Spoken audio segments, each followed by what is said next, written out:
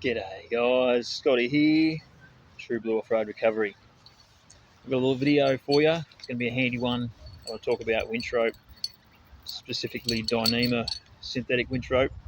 And one of the key points about Dyneema winch rope, obviously the main point is for safety.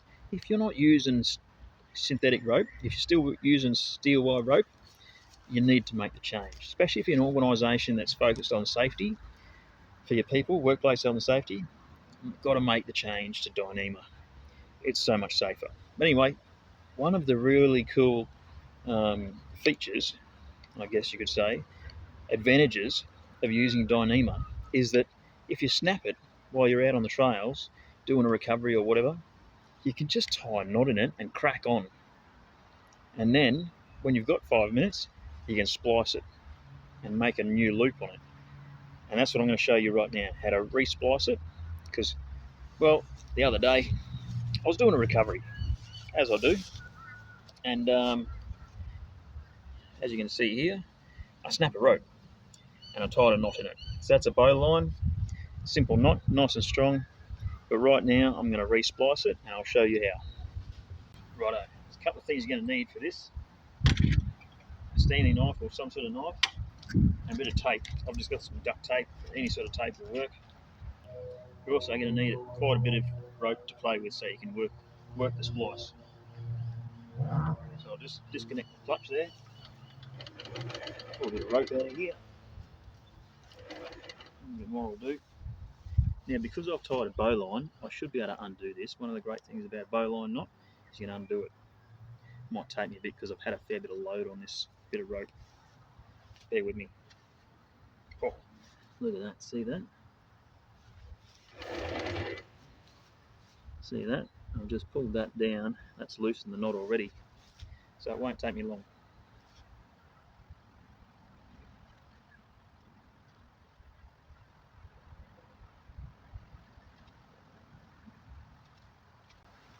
How good's that?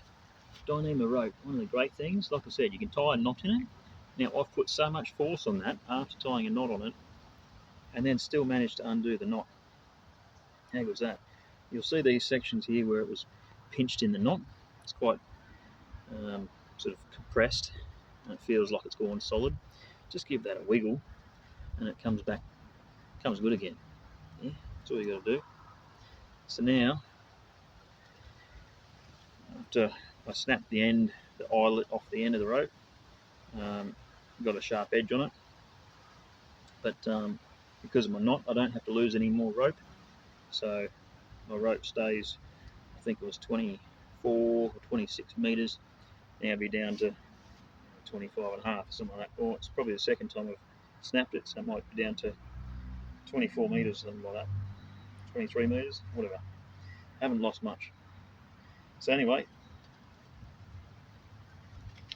now if you've got a nice shaggy end there, that's a good thing. Don't trim it off flush, like square with your knife. Just leave it dangling out like that, because that is going to go inside the rope, and if you've got a sudden stop, it creates a lump in the rope and it creates a weak point. Where if you've got it like that, it's a nice tapered end, then it's much nicer in the splice. I'll show you that when we get to it.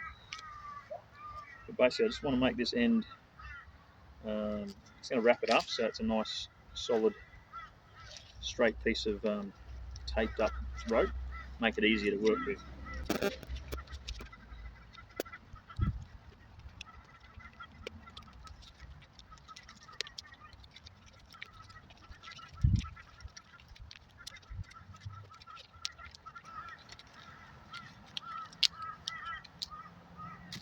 Won't need that anymore.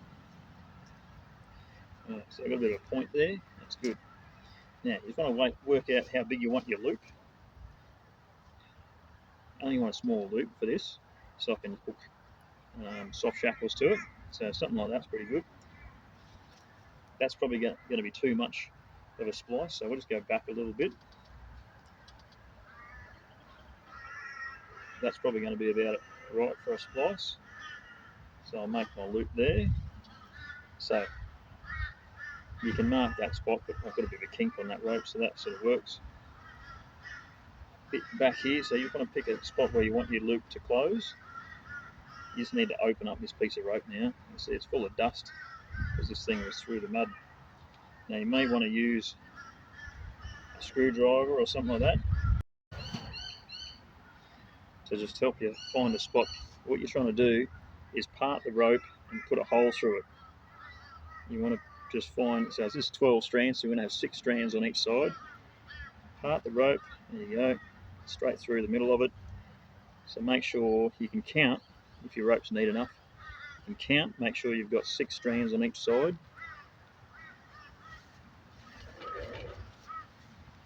See there, I've got a hole through the middle. Just want to make that hole big enough. Just keep working the rope, loosening it up. Make that hole big enough that you can feed your rope through it. So now, take the dangle end, you can call that, whatever end you want to call it, and you poke that through it. And you bring it through to the point where you're happy with the size of that loop. Sweet. Happy with that? Cool. Easy. Got that? Now we take the dangle end, and just next to where we brought the dangle end through, we need to make a hole in this piece of rope here. So same deal. You can pull it through a bit more just while you're doing this.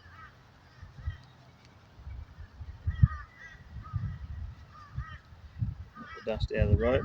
Now get your screwdriver. Try to poke it through. Try not to get through one of the strands. It's 12 strand, you want to be just jiggle through. There we go. If you want to, again, you can count. Make sure you got 6 strands on each side, but you can sort of feel how it feels even. I've got even amount of rope on either side. Now this hole, you want to make this decent size, bigger than the other one. So just keep working, wiggling the rope, and you can just keep making that hole bigger. Just work it, work the hole.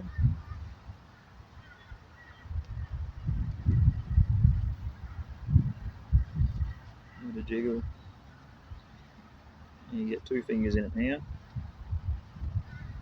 And that's starting to get bigger. Just open that right out, stretch it out.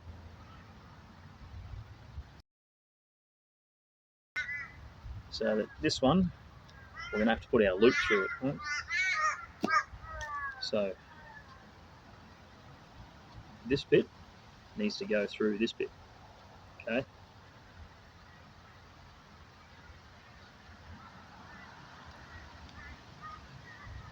That might need to just open that a little bit more.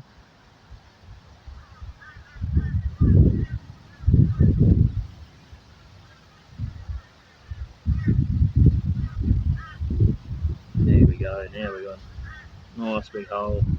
I get my loop. Squeeze it up a bit. Poke it through.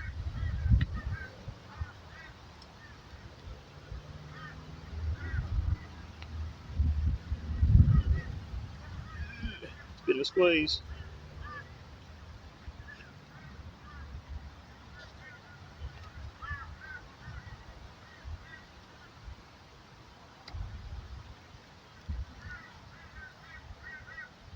Alright, got it through. Now you feed that piece of rope, that hole, all the way down over it.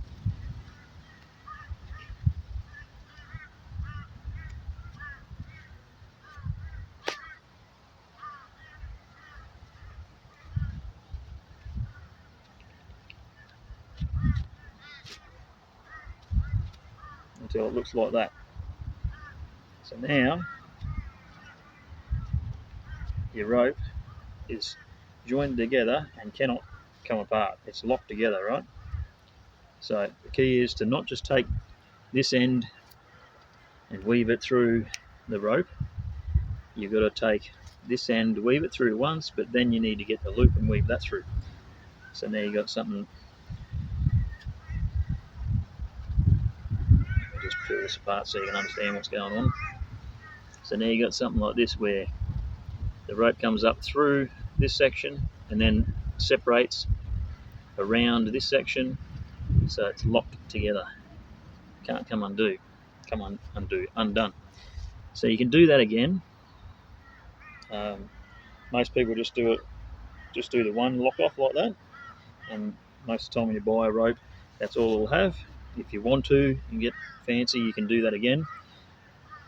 But the next thing you're going to do is feed this down inside this other piece of rope, back in your main piece of winch rope, right? And that's what creates a lot of the strength. So this is where it's important while we've got the tape on it. That end's not real crash hot, but that'll do. Now, you want to get this piece of rope all loosened up, because you see it's going to be that long. And it's going to create a nice strong splice. This rope's had tons of abuse, tons and tons of weight against it. It's been rubbed against things, it's dragged burnt cars and dumped cars and four drives through mud. This winch has dragged an excavator through mud, through the earth. Crazy. Now it's been in salt water. It's 3 years old now, this rope. It's seen some pretty serious abuse. And that's the good thing about Dyneema. Keeps on ticking. If it had steel wire rope, you'd have kinks in it and things, and it'd be chucked away long ago. Alright, so anyway, now that I've got my rope all loosened up, I want to get my screwdriver again. My little tool. And you want to make a hole in the rope just here, but only halfway through, okay? So you find a spot between the strands,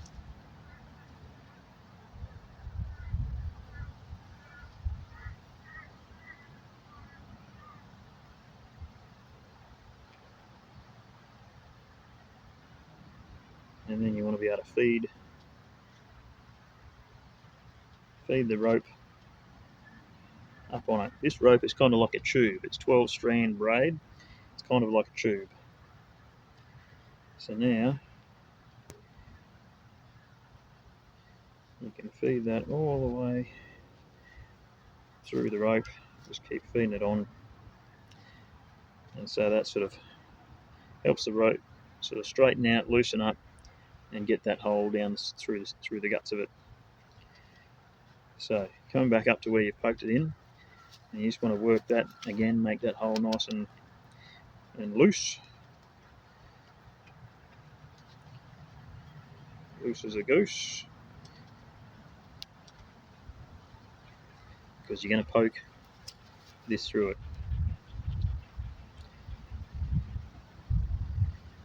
And before I do that, I might just put another bit of tape. See, my end's a bit shaggy. I might just put a little bit more tape around the end of that, make it easier to poke through.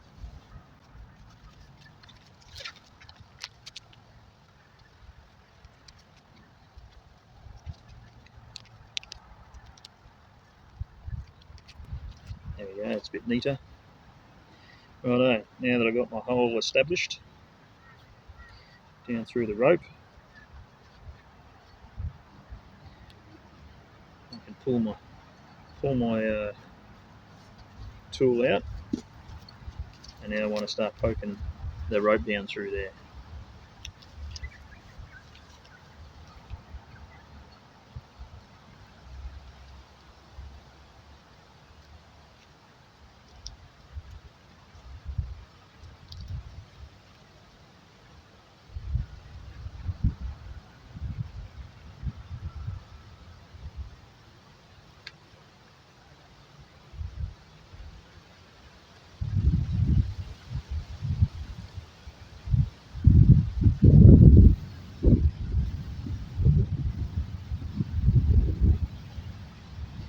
There we go. Once you get it started, it gets easier. Now it's just a case of feeding rope onto that end like that. Push the end in there a bit. Feed the rope on. I might need to get a bit more off the drum.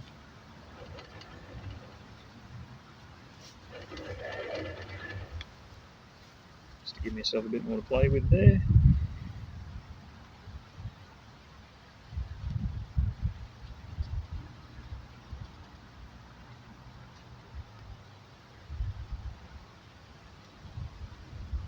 See, my end is starting to disappear into the rope there. Just keep feeding it through.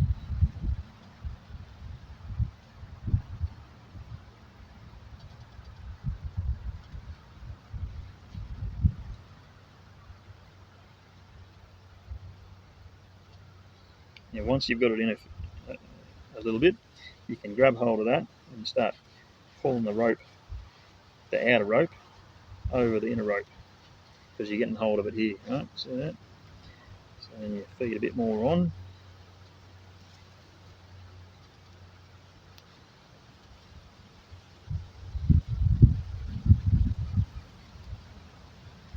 And you can feel where the end is. You get hold of it, and then you push that back over the top of it. It's starting to disappear into the rope there.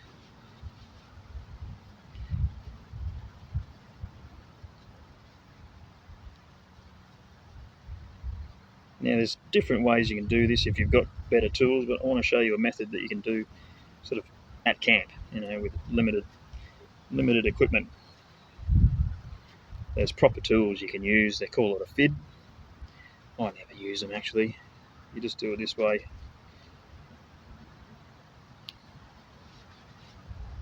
See, we're starting to disappear in there.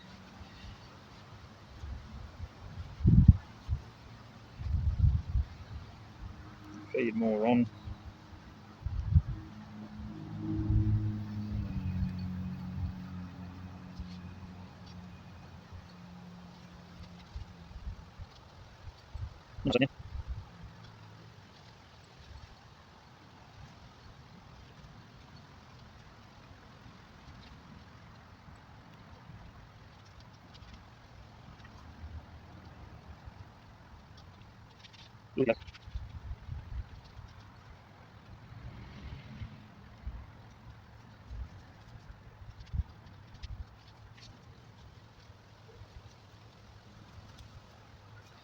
Also got to make sure your end doesn't try to poke out the side like it's trying to do to me right now.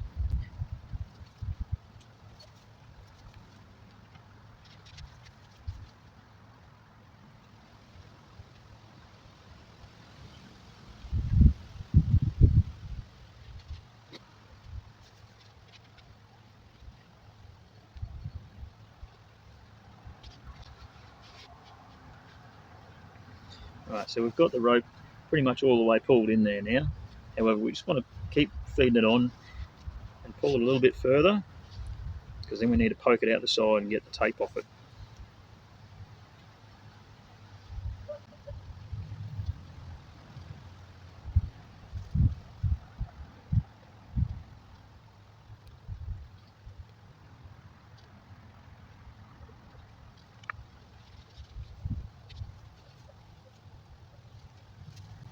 Right, we've got a fair way down the rope there now.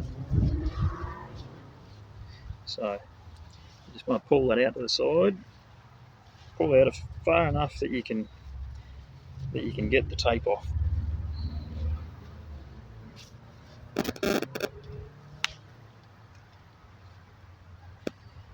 Now, sometimes you can just, because you've wound it on, you can pull it from the end. I might just have to peel off that extra bit of tape. That's the good thing about using this duct tape, I find. It peels off nice and easy.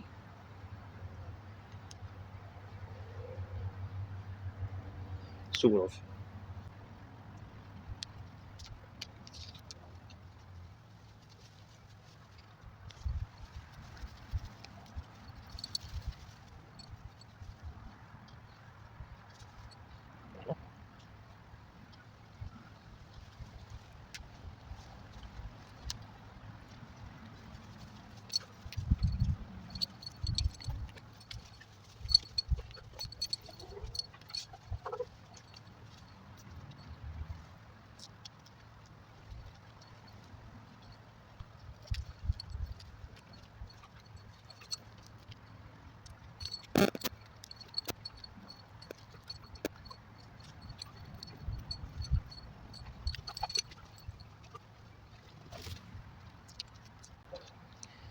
Right, here we go. Now we got it started.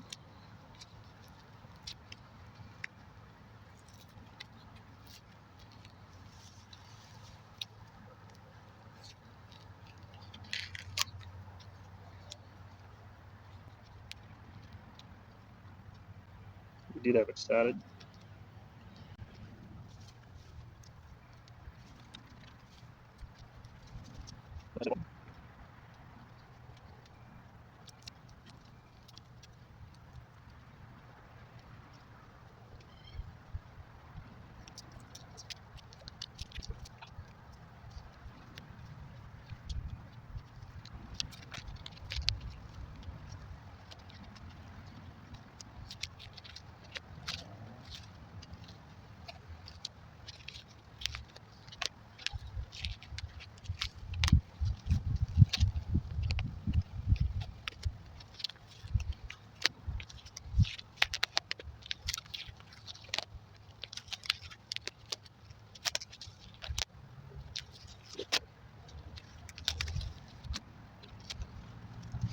Righto, now that we've got our duct tape off, we've got a nice tapered tail on the rope.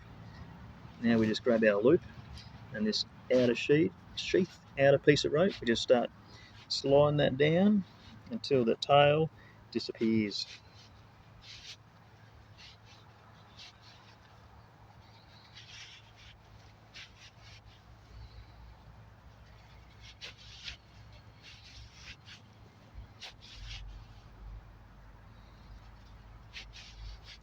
Beauty. Look at that nice tapered end on our piece of rope, on our splice. Good solid loop, good tapered end, and that won't come undone. That's nice and strong. Nice long splice, good size loop.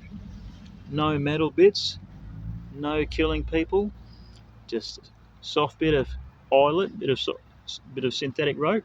All you do is you soft shackle in through that, around your tree strap, and that'll be in the next video. Respliced. All you gotta do is feed it back in the winch now. Catches the next one. See ya.